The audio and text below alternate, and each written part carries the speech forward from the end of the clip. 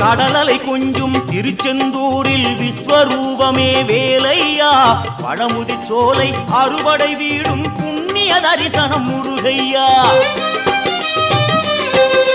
திருநீர் அணிந்து வரும் போது நெஞ்சில் நிம்மதி பிறக்குது கந்தையா சுகனே சிவனார் மகனே உன்னை பாட பாட சுகமாகுதையா வேல் முருகா அரோகரா அரோகரா வேல் முருகா